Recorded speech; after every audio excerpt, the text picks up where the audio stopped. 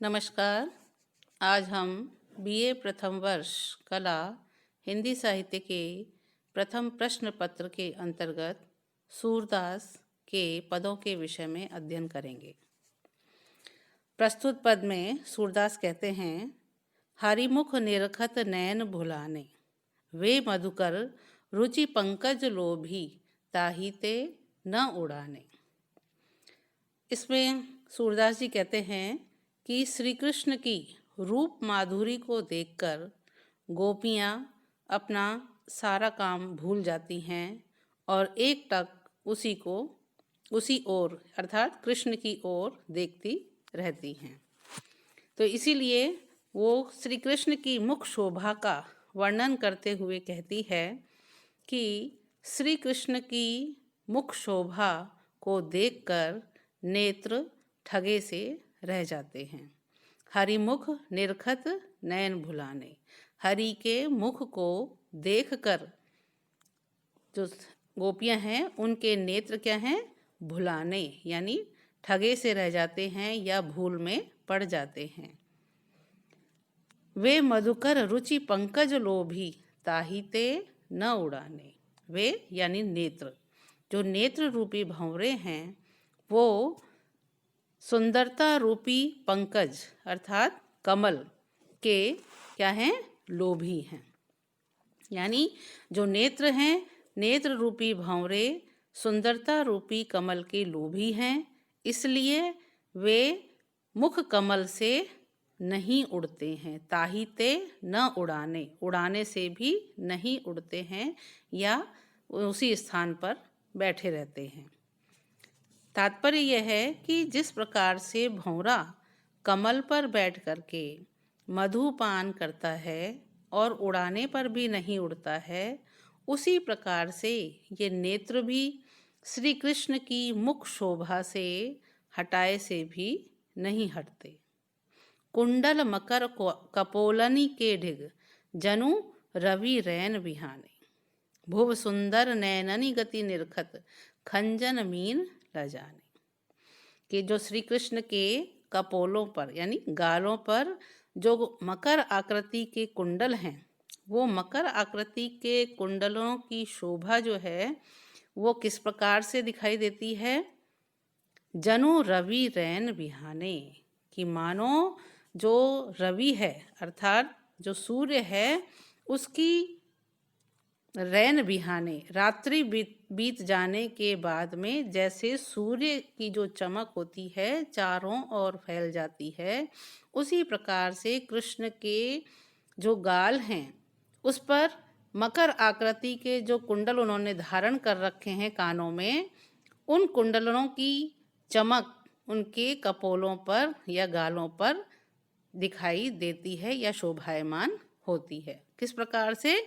जैसे चंद्रमा के सूर्य के उदित होने पर जैसे चमक जो होती है वो चारों ओर फैल जाती है, उसी प्रकार से मकर आकृति के कुंडल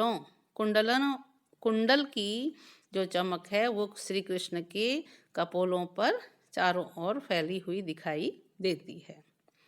भुव सुंदर नैननी गति निरखत, खंजन मीन लजाने। भुव यानी भ्रकुटियाँ, श्री कृष्ण की जो भ्रकुटी है वो कैसी है? सुंदर है।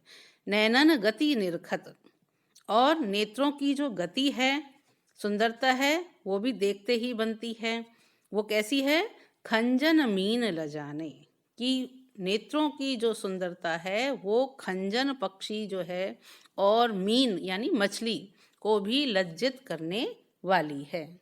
यानी खंजन पक्षी जो है वो नेत्रों की चंचलता के लिए, और मछली भी जो है नेत्रों की चंचलता के लिए है और सुंदरता के लिए इनका इस्तेमाल किया गया है। तो इसलिए वो कहते हैं कि नेत्र इतने सुंदर हैं, इतने चंचल हैं, गति है उनकी, कि खंजन पक्षी और मछली जो है वो भी लज्जित होते हैं। असन अधर दुज कोटि ब्रज दुति, शशि घन रूप समाने। असन यानी जो उनके अधर हैं वो कैसे हैं? लाल हैं।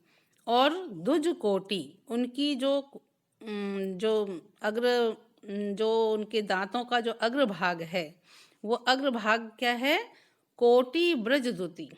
उन दांतों की जो आगे के भाग है उसकी चमक जो है कैसे दिखाई देती है?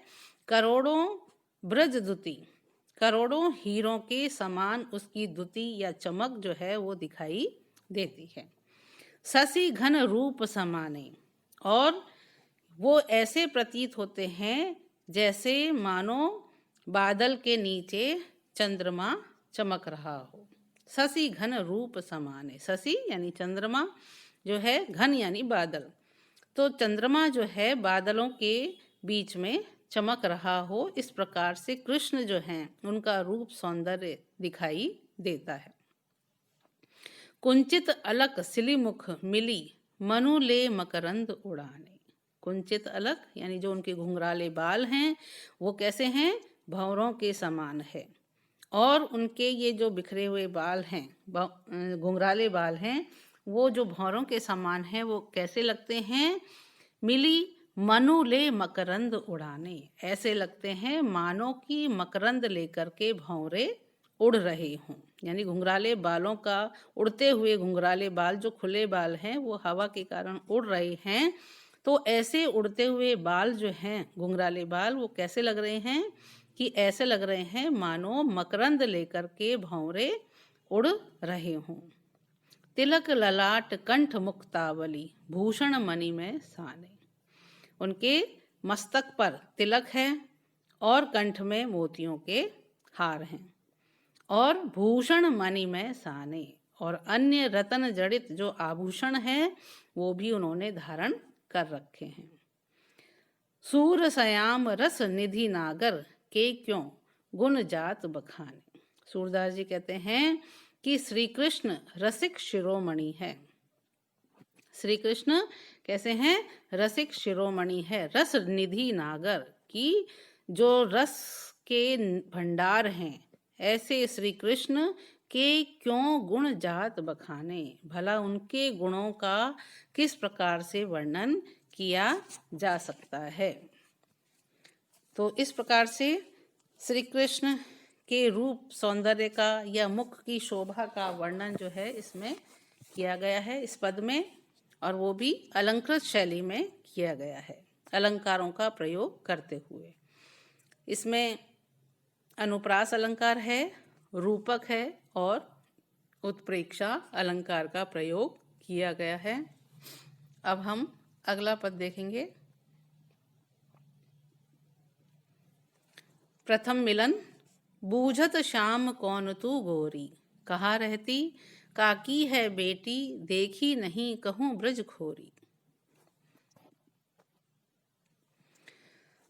इसमें प्रस्तुत पद में राधा और कृष्ण का पहली बार जब मिलन होता है या पहली बार जब वो मिलते हैं तो उनका आपस में किस प्रकार से संवाद होता है, उसी संवाद को यहाँ पर बताया गया है। बूझत श्याम कौन तू गोरी, कि जो श्याम है अर्थात कृष्ण जो है वो गौरी से यानी राधा से पूछते हैं कि हे गौरी तुम कहाँ रहती हो, कहाँ रहती काकी है बेटी, कि तुम कहाँ रहती हो और तुम किसकी पुत्री हो, बेटी हो, देखी नहीं कहूँ ब्रज खोरी, और कभी भी हमने तुम्हें ब्रज की गलियों में नहीं देखा है। काहे को हम ब्रजतन आवती, खेलती रहती अपनी पोरी। तो इस पर राधा उस प्रश्न का जवाब देती हुई कहती है कि हम ब्रज की ओर आती ही नहीं है। काहे को हम ब्रजतन आवती, कि हम क्यों ब्रज की ओर आएंगे। खेलती रहती अपनी पोरी, कि हम तो अपने घर का जो द्वार है उसी पर ही हम खेलती रहती हूँ। सुनत रहती श्रवणनी नंद ठोटा, करत फिरत माखन दधी चोरी। कि सुनत रहती यानी हमने सुनती रहती हूँ कि नंद का जो लड़का है नंद ठोटा यानी नंद का जो पुत्र है वो क्या करता है, करत फिरत माखन दधी चोरी, कि वो दूध दही की चोरी करता रहता है, ऐसा मैं सुनती रहती हूँ। तुम्हरो कहा चोरी हम लेहे, खेलन चलो संग मिली जोरी। तो इस पर कृष्ण जो है राधा की बातों को जब सुनते हैं तो कृष्ण कहते हैं कि हमने तुम्हारा क्या चुराया है, तुम्हारो कहा चोरी हम लेहे, कि हमने तुम्हारा क्या चुरा लिया है।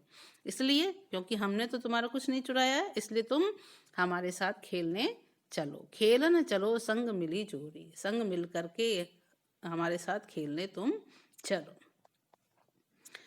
सूरदास प्रभु रसिक शिरोमणि, बातन भुरई राधिका भोरी। तो सूरदास जी कहते हैं कि रसिकों के शिरोमणि अर्थात श्री कृष्ण ने अपनी चतुराई पूर्ण बातों से भोली भाली राधा को भुलावे में डाल दिया और उससे खेलने की अपनी बात मनवा ली, यानी स्वीकार करवा ली। तो यहाँ पर सूरदास ने राधा और कृष्ण की जो बाल सुलभ बातें हैं उनके विषय में वर्णन किया है और दोनों के संवाद में सहजता और स्वाभाविकता देखने को मिलती है। आज के व्याख्यान में इतना ही। धन्यवाद।